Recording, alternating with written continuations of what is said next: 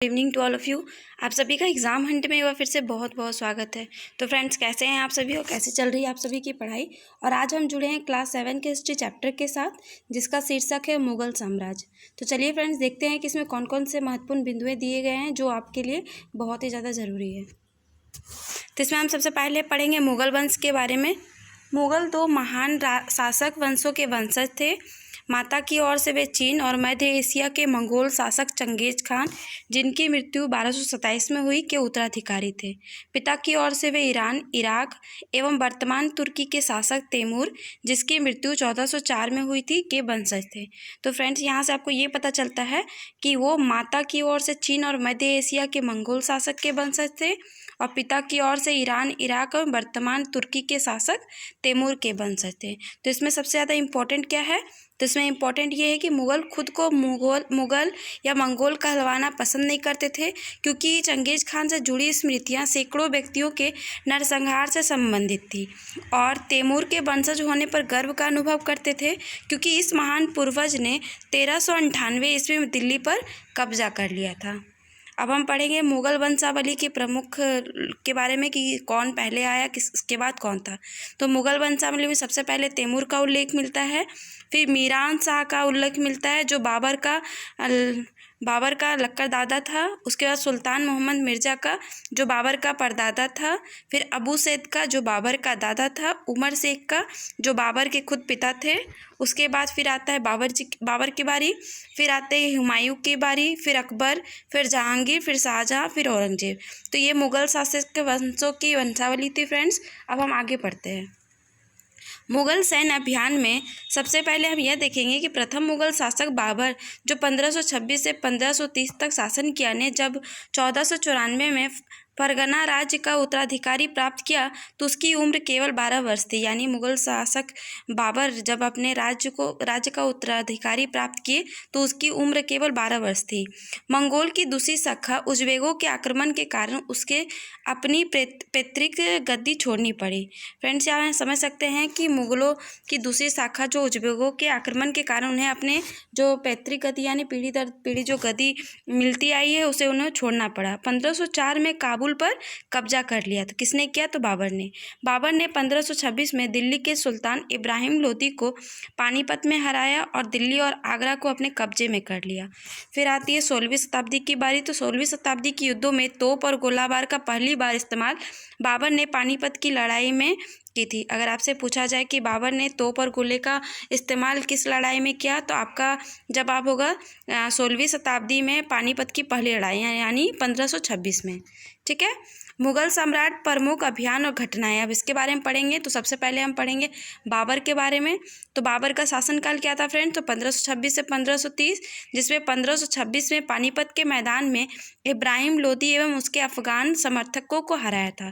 यानी 1526 में पानीपत में बाबर ने क्या किया था? तो इब्राहिम लोदी को और उसके अफगान समर्थकों को हराया था। उसके बाद बारी आती है 1527 की।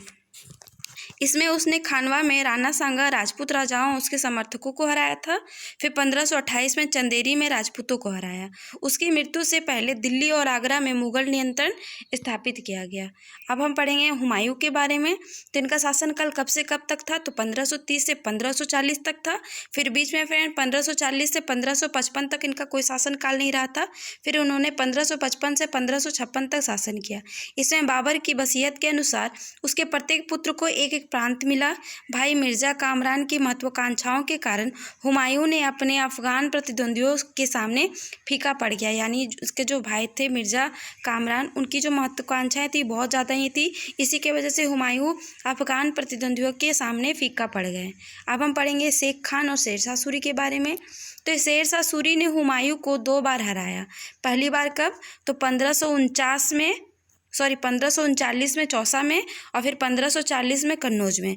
2 बार उनको कब हराया? यानी शेरशाह सूरी ने हुमायूं को कब हराया फ्रेंड्स?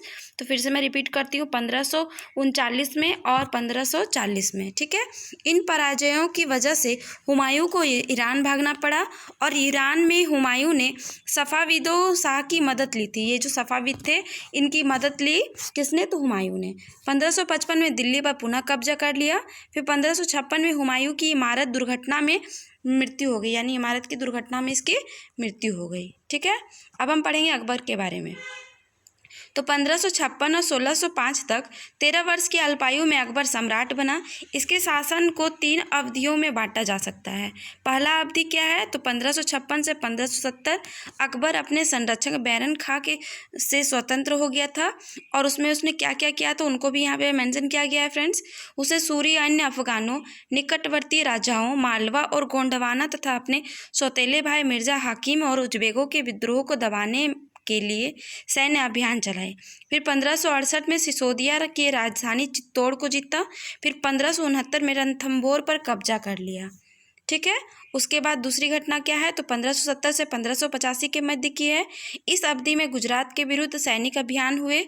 गुजरात के पश्चात उसके पूर्व में बिहार, बंगाल और उड़ीसा में अभियान चलाए, जिसे 1579-80 में मिर्जा हाकिम के पक्ष में हुए विद्रोह को और जटिल कर दिया गया। ठीक है, और तीसरी घटना कब हुई फ्रेंड, तो तीसरी घटना हुई 1585 से 1605 के मध्य। इसमें क्या हुआ, तो साम्राज्य का विस्तार हुआ, उत्तर पश्चिम में अभियान चलाए गए, सफाविदों को हराकर कंधार पर कब्जा किया और कश्मीर को भी जोड़ लिया। ये सब घटनाएं किसने की, तो अकबर के द्वारा किया गया। और मिर्जा हाकिम में मृत्यु के बाद काबुल को भी अकबर ने अपने राज्य में मिला लिया। दक्कन में अभियानों की शुरुआत की और बरार, खानदेश और अहमदनगर के कुछ हिस्सों को भी अपने राज्य में मिला लिया। अब है अंतिम पॉइंट कि शासन ने अंतिम वर्षों में सलीम के विद्रोह के कारण सत्ता लड़खड़ाई और आगे चलकर सलीम सम्राट जहांगीर कहलाया। ठीक है, तो फ्रेंड्स आज की सीरीज़ में इतने ही इम्पोर्टेंट पॉइंट्स थे। कल की सीरीज़ में इसके आगे के इम्पोर्टेंट बिंदुओं पर हम चर्चा करेंगे। तो अगर आपको आज की वीडियो अच्छी लगी तो वीडियो को लाइक करें, शेयर करें और कमेंट करना बिल्कुल भी ना भूलें। अगर आपने अभी तक हमारे सोशल मीडिया हैंडल से नहीं जुड़ा है तो आप हमें टेलीग्राम, फेसबुक, इंस्टाग्राम पर फॉलो कर सकते हैं, जिसकी लिंक आपको डिस्क्रिप्शन बॉक्स में प्रोवाइड करा दी गई है। तो आपका हमारे साथ जुड़े रहने के लिए बहुत बहुत धन्यवाद। Thank you friends, thank you for watching.